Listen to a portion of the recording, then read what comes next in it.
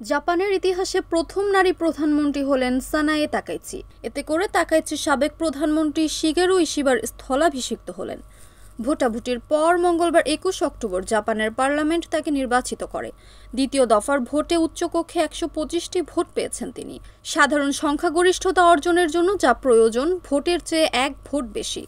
এর আগে প্রথম দফার ভোটে ৪৬৫ আসনের নিম্নকক্ষে তাকাইচি ২৩৭ আসন পান। ক্ষমতাসীন liberal Democratic party Japan innovation পার্টির সাথে জোটবদ্ধ হয়ে একটি চুক্তি স্বাক্ষর করার পর তার জয় আসে। এই জয়ের ফলে জাপানে গত ৩ মাসের রাজনৈতিক শূন্যতার অবসান হয়। জাপানের আইরস লেডি খ্যাত তাকাইচি ব্রিটেনের সাবেক প্রধানমন্ত্রী মার্গারেট থ্যাচারের অনুরাগী হিসেবে পরিচিত। এটি তার তৃতীয়বারের মতো প্রধানমন্ত্রী হওয়ার চেষ্টা ছিল। এবারই তিনি সফল হলেন।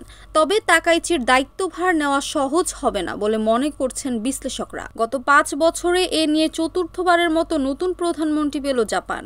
অর্থনীতিকে পুনরুজ্জীবিত করার, যুক্তরাষ্ট্রের সাথে টানাপোড়েনপূর্ণ কূটনৈতিক সম্পর্ক সামলানো সহ নানা চ্যালেঞ্জ আছে তাকাইচির সামনে।